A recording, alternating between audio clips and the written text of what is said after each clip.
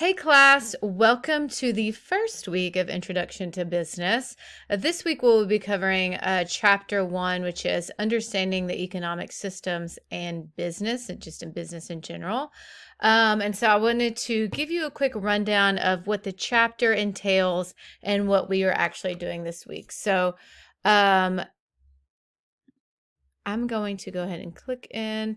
So you will have your introduction this week, which we will just introduce ourselves. We're going to, tell a little bit about ourselves, our name, our degree, maybe something interesting about ourselves, what you hope to get out of the class, anything you want to state. I try to make this as interactive as possible, so the more we get to know each other, the better. You will have your Remind bonus, so you will sign up for Remind, and then you will come back and click this and tell me you have signed up. It's like submitting it like an assignment, and that's how you get your bonus points. So make sure that you sign up for Remind, and again, in that start here or the course information, it's also here. The information will be here on what to do. Then you sign up for Remind, and then you come back here and you will just tell me that you're signed up and you submit that, and that's how you get your bonus points again. So make sure you check out the learning outcomes in the videos I have posted here for you all, and I will always have, and these videos will always relate to the chapter or chapters that we are working on that week. Always have chapter PowerPoints that just go along with the textbook. So a lot of students find those helpful. To that, explain a little bit more, or kind of like a synopsis or summary of the chapter. And you've got your discussion and your quiz this week due as well. Quiz should probably be one of the last things you do. They're all typically around 10 questions, and you have around 20 minutes to do them. They are timed, so make sure you're ready to take them when you start them, because there's no going back, so the timer will keep going. But for our discussions, I like to do these a little bit different. So I have posted in here the Fortune 100 companies to work for. It's it's not just the companies that bring in the most revenue, like the Fortune 500 list, but these companies are known for better companies to work for. There are 100 on the list. So when you go in here and you click this link here, there are 100 different companies here. So I let you have free reign. They just cannot be repeated. So once somebody has chosen a company, you're going to put that at the top of your discussion post. So you would do it like this. I'm not sure. I'm going to pretend like I'm doing it. Yeah, so you will just put in here what your company is. So if it is, I'm trying to think of one that is on I'm just going to go ahead and put Walmart. It made the list this past year. You'll put Walmart at the top, and then you will, whatever the prompt is for the actual discussion. This week, you are telling us what your company is. You're going to tell us a little bit about your company and why you actually chose it. So that discussion 1 is really easy. It's just getting that established. But something that you should know is that some of these companies on the list are not public, they are private. So check that out. And I just want to give that caveat is because some of the information that we will be looking at over the summer, you will need to find like their income statement and stuff like that. And private companies do not have to provide that information on their website. So some of that information can be harder to find for private companies. I don't want to deter you from choosing a private company, but I'm just going to be upfront and transparent and tell you that if you choose a public corporation that is on the list, it will be easier to find information throughout the semester, because once you pick your company, I encourage you again to pick something you're interested in, because we will be using that same company throughout the semester. All right. So just keep that in mind when you're choosing your company for discussion 1. All right. So just real brief here. Again, chapter 1 is about understanding economic systems and business. And a business itself is an organization that strives for a profit by providing goods and services desired by its customers. So remembering that goods are tangible items manufactured by businesses, such as, the computers that you might be on, laptops, or the pencil or pen that you might be holding, anything like that. A service or services are intangible offerings of businesses that cannot be held, touched, or stored. So think, if someone comes to mows your lawn, that is a service, and you pay them, that's a service. Or if someone cleans your house, or you clean someone's house, or you mow someone's lawn, those are services, all right? And then a non-for-profit organization is more of an organization that exists to achieve some goal other than the usual business of making a profit.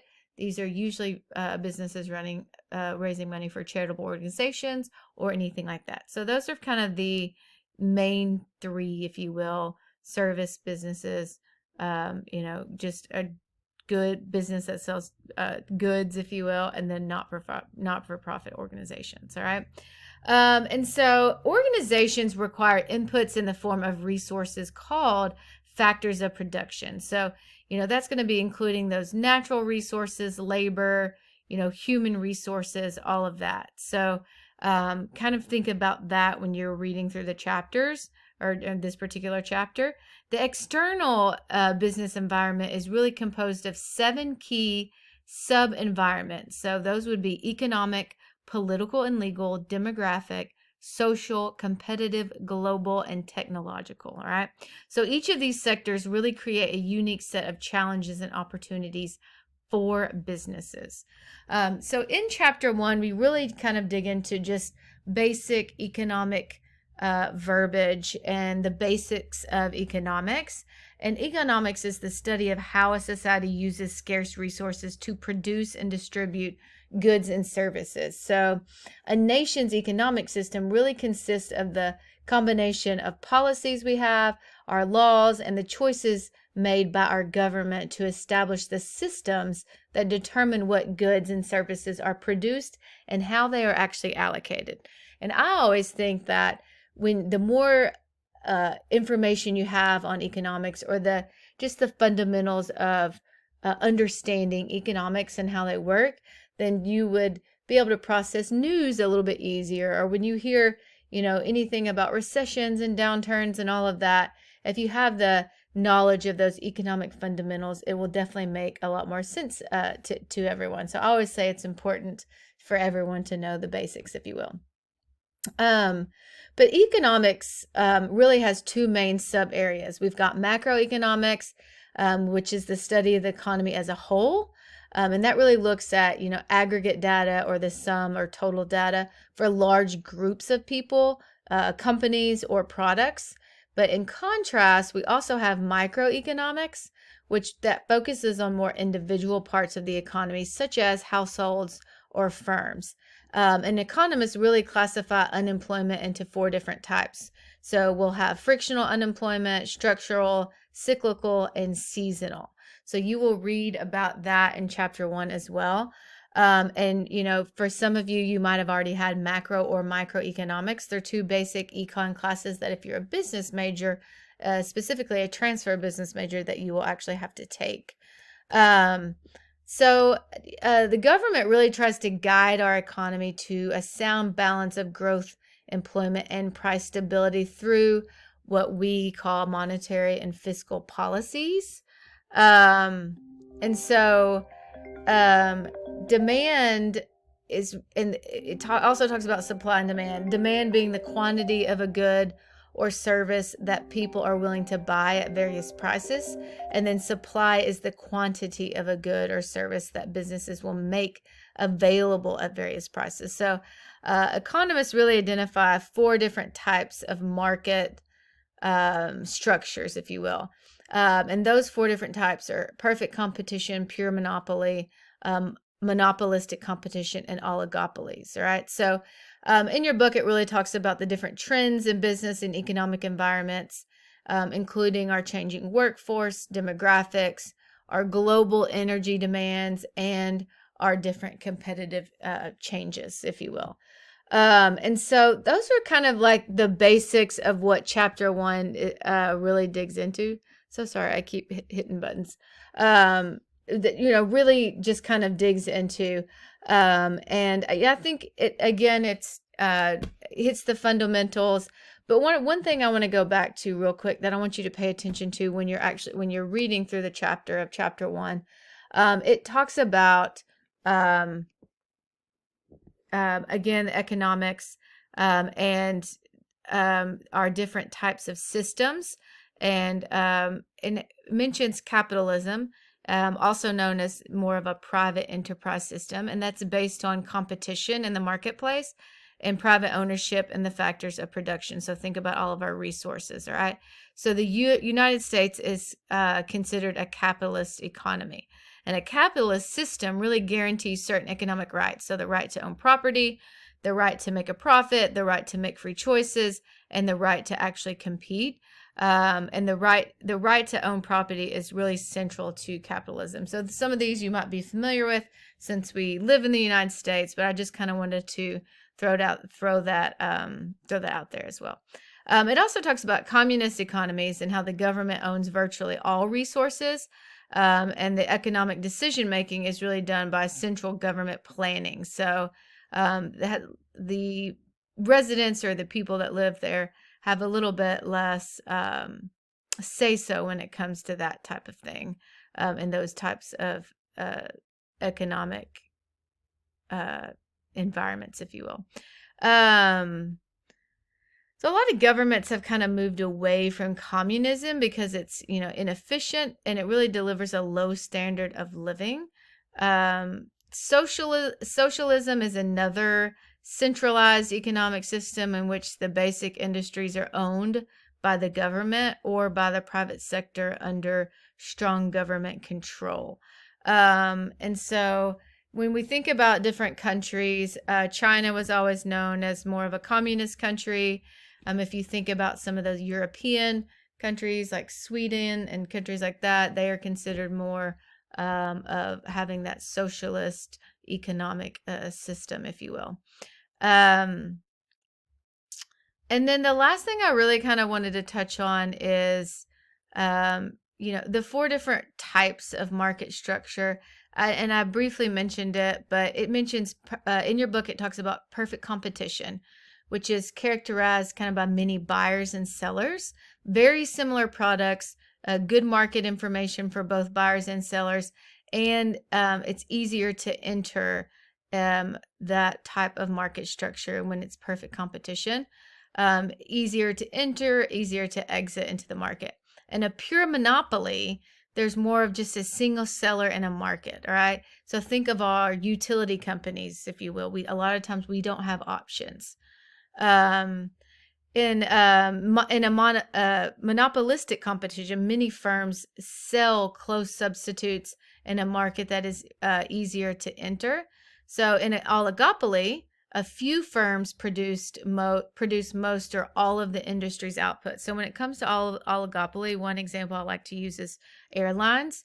We have a few, just think of the few major ones that we have. But it's a very hard and expensive market to actually enter.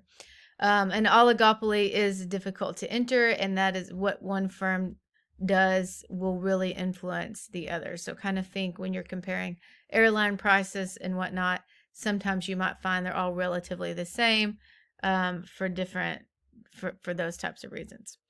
And then last, I want to end kind of with some different trends that are reshaping our business and our economies when it comes to microeconomic and macroeconomic environments. Just something to keep in mind is that, to really remain competitive, businesses really must identify and respond to different trends in various sectors. So especially in our business environment. So as our population ages, large numbers of baby boomers are approaching retirement age. Companies really must plan for this exodus of employees, if you will, and find ways to retain vast amount of knowledge that they actually represent. So, and a lot of older workers are really choosing to continue working after traditional retirement age, kind of creating like a I think your textbook even refers to is a 5-generation workforce. And so, worldwide, we have a lot of demand for energy, especially in your textbook mentions in China and India. It's challenging oil companies really to increase supplies or to find alternative technologies to produce more oil. And so that's kind of something to keep in mind as we our reading through chapter 1. And I don't know if some of you were old enough to remember Hurricane Katrina. I'm sure we have all at least heard of it, whether we remember living through it or not, or just a lot of us might not have been old enough to really understand what was actually going on. But when it comes to our increased demand for energy, and again the oil companies, it's really kind of forced us to find alternative technology to produce more oil. And your book mentions fracking. The U.S. is really vulnerable to disruptions in energy supply, and that really became apparent when Hurricane Katrina hit and hit the Gulf Coast refineries and really interrupted that offshore drilling. We took a huge hit when that happened. And so, companies are really using relationship management and using some strategic alliances to really compete effectively in our global economy. So just kind of some things to think of as y'all are reading through chapter 1. I just wanted to highlight some things that y'all will come across and maybe help explain it a little bit more in detail. But that is a wrap on our chapter 1. I hope everyone has a fantastic first week of class, and I will be chatting with everyone soon.